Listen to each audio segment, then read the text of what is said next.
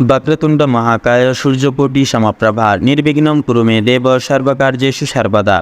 जय सिद्धिदाता श्री बाबा गणेशेर जय। नमस्कार बंधुरा, आमादेर এই চ্যানেলে আপনাদের সকলকে স্বাগতম জানাই। আশা করছি আপনারা সকলে মূলত ভালো আছেন এবং সুস্থ আছেন।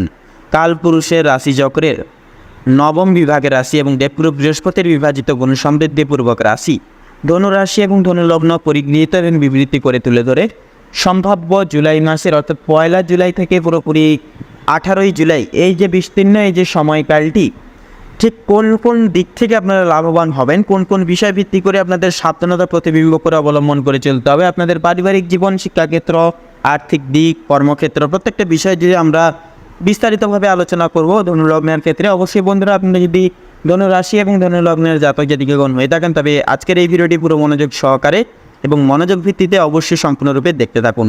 আশা করছি অনেকটাই উপকৃত হবেন এবং আপনারা নিজেদের অজানা প্রশ্নের সফল উত্তর আপনারা কিন্তু পেতে পারবেন। তো তার পাশাপাশি বন্ধুরা, এই সম্পূর্ণভাবে পুরোপুরি ভিডিওটি দেখে আপনাদের ভালো লাগলে অবশ্যই একটি লাইক করবেন। কমেন্ট বক্সে অবশ্যই হর হর মহাদেব এবং জয় শ্রী শনি মহারাজের জয় অবশ্যই ভালোবেসে লিখে যাবেন। শনি মহারাজ এবং যথাযথভাবে মহাদেবের কৃপায় আপনারা এই সময়কালটা বেশ সহানুভূতিশীল এবং খুব সহজেই কিন্তু কাটাতে পারবেন। তো পাশাপাশি বন্ধুরা, অবশ্যই ভিডিওটি আপন বন্ধুদের সাথে শেয়ার করে চ্যানেলটিকে অবশ্যই সাবস্ক্রাইব করে রাখবেন। তো চলুন বন্ধুরা, প্রথমেই আমরা গ্রহগত অবস্থান এবং তার সারাংশ জেনে নেব। এই সময়কালের ন্যায় ধনু রাশি এবং ধনু লগ্নের জাতক জাতিকাদের ক্ষেত্রে প্রথমেই অবস্থান করবে দেবগুরু বৃহস্পতি। ধনুর অধিপতি গ্রহ বৃহস্পতি বর্তমানে বৃষ রাশিতে অষ্টম স্থানে অবস্থান করছে এবং এর অষ্টম প্রভাব আপনাদের উপরে এসে পড়ার কারণে কিন্তু আপনারা কিছু কিছু বিষয়, নতুন বিষয় নিয়ে আপনারা পর্যবেক্ষণ করার মাধ্যমে অনেক কিছু নতুন বিষয় শিখতে পারবেন, অজানা প্রশ্ন আপনারা জানতে পারবেন। শিক্ষামূলক ক্ষেত্রে আপনারা কিন্তু শুভ ফলাফল সংশ্লিষ্ট করতে পারবেন দেবগুরু বৃহস্পতির অষ্টম প্রভাবের কারণে। এবারে থাকছে শনি মহারাজ। তো শনি কিন্তু মকর রাশিতে দ্বিতীয় স্থানে অবস্থান করছে, যার কারণে দ্বিতীয় প্রভাব আপনাদের উপরে এসে পড়ার কারণে অর্থ বাকশক্তির ওপরে কিন্তু গভীর প্রভাব ফেলছে। এর পাশাপাশি থাকবে রাহু মীন রাশিতে চতুর্থ স্থানে অবস্থান করে পরিবার ও মানসিক শান্তিতে কিছুটা টানা পড়েন আপনাদের ক্ষেত্রে কিন্তু তৈরি বা সৃষ্টি করতে পারে। তো এর পাশাপাশি লক্ষ্য করা যাবে যে এবারে থাকছে রাহু কিন্তু থাকছে মীন রাশিতে, অর্থাৎ আপনাদের ক্ষেত্রে কিন্তু চতুর্থ স্থানে অবস্থান করছে এবং মীন রাশিতে রাহু অবস্থানের কারণে কিন্তু আপনাদের ক্ষেত্রে কিছু কিছু সমস্যা মাঝে এলেও কিন্তু পথের কাটা অনেকটাই সরে যাবে। কেতু কন্যা রাশিতে দশম স্থানে, যার কারণে কর্মক্ষেত্রে কিছুটা বাধা বিপত্তি, কিছুটা অপ্রত্যাশিতভাবে পরিবর্তনের সংকেত দিচ্ছে। তো মঙ্গল, শুক্র ও বুধ এবারে থাকছে এই সময়ের মধ্যে বিভিন্নভাবে সপ্তম ও অষ্টম ঘরে গমন করবে, যা সম্পর্ক, পার্টনারশিপ ও যৌথ বিষয়ে আলাদা আলাদা প্রভাব ফেলবে। তো এবারে মানসিক এবং আত্মিক সমস্যা এবং সন্নিহিত বিষয়ে কথা বলি। এই সময় ধনুরাশির জাতক জাতিকাদের মধ্যে আত্মবিশ্লেষণের প্রবণতা অনেকখানি বৃদ্ধি পাবে। আপনি হয়তো নিজের জীবনের গভীর প্রশ্নগুলির উত্তর খুঁজতে চাইবেন। অষ্টম ঘরে বৃহস্পতির অবস্থান মানসিকভাবে আপনাকে একটু গম্ভীর ও অর্ধমুখী করে তুলতে পারে। ধর্মীয় বা আধ্যাত্মিক চর্চার প্রতি আকর্ষণ বেড়ে যাবে। কোনো গুরু বা মেন্টরের সহচর্যে আপনারা কিন্তু মানসিক শান্তি পেতে পারবেন গুরুর আশীর্বাদে। পাশাপাশি এবারে কর্মজীবন এবং পেশাগত ক্ষেত্র নিয়ে যদি কথা বলা হয়, তো কর্মরত ক্ষেত্রে কিন্তু যথাযথভাবে দশম ঘরে কেতু থাকার কারণে কিছু অপ্রত্যাশিতভাবে পরিবর্তন ঘটতে পারে কর্মজীবনে। হঠাৎ করেই কোনো কাজ বা দায়িত্ব আপনাকে পরিবর্তন করতে পারে বা করে তুলতে পারে। কেউ হঠাৎ চাকরির অফার বা পরিবর্তনের সুযোগ কিন্তু পেতে পারেন। তবে সিদ্ধান্ত নেওয়ার আগে ভালোভাবে চিন্তা এবং যাচাই একান্তই জরুরি। যারা ব্যবসা করেন নিজেদের কোনো স্থায়িত্ব ব্যবসা, তাদের জন্য এটি নতুন ইনভেস্টর বা পার্টনার খোঁজার জন্য ভালো সময় হবে। যদিও সহকর্মীদের সঙ্গে ভুল বোঝাবুঝি এড়াতে হবে, কারণ সপ্তম ঘরে কিন্তু মঙ্গলের অবস্থান থাকছে, যার কারণে কিন্তু তর্ক বিতর্কের সম্ভাবনা কিন্তু বাড়িয়ে তুলতে পারে। তো এবারে থাকবে মূলত আপনাদের যদি আর্থিক বিষয় নিয়ে যদি কথা বলি, তো শনি দ্বিতীয় ঘরে অবস্থান করায় অর্থ উপার্জনের ধীর গতি দেখা যাবে। তবে সঞ্চয়ে আপনি আগ্রহী থাকবেন।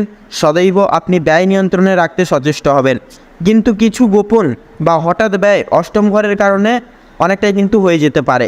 যারা স্টক মার্কেট বা ইনভেস্টমেন্টের সঙ্গে যুক্ত রয়েছেন তাদের জন্য কিন্তু এই সময় সাবধানে পদক্ষেপ নেওয়া একান্তই প্রয়োজন হবে। আকস্মিক লাভের সম্ভাবনা যেমন আছে তেমনই লোকসানের আশঙ্কাও কিন্তু থাকবে।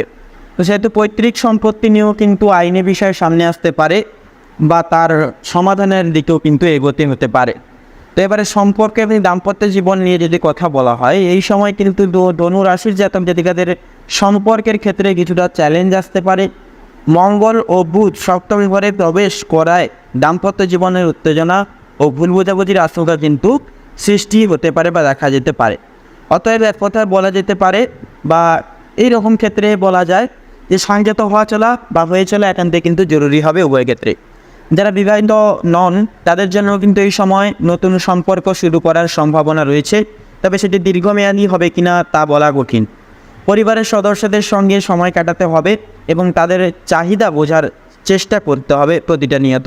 বিশেষ করে মায়ের স্বাস্থ্যের প্রতি যত্নবান হওয়া বা হয়ে চলাও কিন্তু উচিত হবে, কারণ রাহু চতুর্থ ঘরে থাকায় কিছুটা উদ্বেগ তৈরি করতে বা সৃষ্টি করতে পারে। তো এবারে শিক্ষা ও প্রতিযোগিতামূলক পরীক্ষার বিষয় নিয়ে যদি কথা বলা হয়, তো শিক্ষার্থীদের জন্য এই সময় মাঝারি রকমের হবে। একদিকে একাগ্রতা বাড়বে, অন্যদিকে মানসিক অস্থিরতা কিছুটা ক্ষেত্রে সমস্যা কিন্তু তৈরি করতে পারে। তো যারা উচ্চশিক্ষার জন্য আবেদন করছেন, তারা বিদেশে যাওয়ার পরিকল্পনা করছেন, এই জন্য কিন্তু সময়টা অনেকটাই মোটামুটি ফল ইতিবাচক আসতে পারে আপনাদের ক্ষেত্রে। প্রতিযোগিতামূলক পরীক্ষায় প্রস্তুতির জন্য বাড়তি সময় দেওয়া প্রয়োজন হবে, কারণ সফলতা সহজেই ধরা দেবে না। শিক্ষক বা মেন্টরের সাথে আপনি কাঙ্ক্ষিত ফলের দিকে এগোতে পারবেন। তো মূলত এবারে যদি আপনাদের ক্ষেত্রে স্বাস্থ্য এবং শারীরিক কল্যাণের বিষয়ে যদি কথা বলা হয়, তো বৃহস্পতি অষ্টম ঘরে থাকায় কিছুটা স্বাস্থ্য সমস্যা দেখা দিতে পারে, ঘটিয়ে তুলতে পারে। বিশেষ করে হজম, যৌথাঙ্গ বা যৌনাঙ্গ সংক্রান্ত অসুবিধা বা গোপন ব্যাধি বা নিয়মিত স্বাস্থ্য পরীক্ষা এবং ডাক্তারের পরামর্শ গ্রহণ করা একান্তই বাঞ্ছনীয় হবে। পাশাপাশি এই সময় স্ট্রেস বেড়ে যেতে পারে, যার ফলে ঘুমের ব্যাঘাত, মানসিক ক্লান্তি এছাড়াও প্রভৃতি শারীরিক ছোটো ছোটো সমস্যা কিন্তু দেখা দিতে পারে। সেহেতু যোগব্যায়াম, ধ্যান এবং পর্যাপ্ত বিশ্রামের মাধ্যমে স্বাস্থ্য রক্ষা একান্তে কিন্তু সম্ভব হয়ে উঠবে। তো মূলত বন্ধুরা, প্রত্যেকটা বিষয় জুড়ে যদি সংক্ষেপে যদি উপসংহার বলা হয়, তো 1 জুলাই থেকে 18 জুলাই পর্যন্ত এই যে সময়কালটা ধনু লগ্নের জাতক জাতিকাদের জন্য মোটামুটি ইন্ট্রোস্পেকশন এবং কেয়ারফুল ডিসিশন মেকিংয়ের সময়।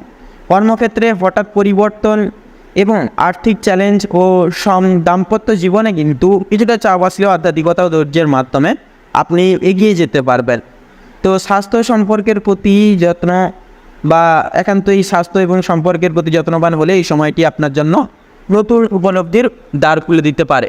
তো ধনুরাশি এবং ধনুলগ্ন পরিহিত এবং পরিমিত করে এই জুলাই সম্ভাব্য সময় নীতি সারে আপনাদের ক্ষেত্রে বিচার বিবেচনা করে যে শুভ সংখ্যা যদি বলা হয়, তাহলে হবে 35 থেকে পুরোপুরি 41-এর মধ্যে প্রত্যেকটা সংখ্যাগুলি।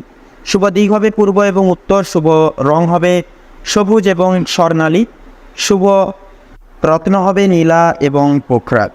তো বন্ধুরা, আজকের এই ভিডিওটি এই অবধি। আশা করছি আপনারা অনেকটাই উপকৃত হতে পেরেছেন প্রত্যেকটি আপডেট এবং তথ্য জেনে।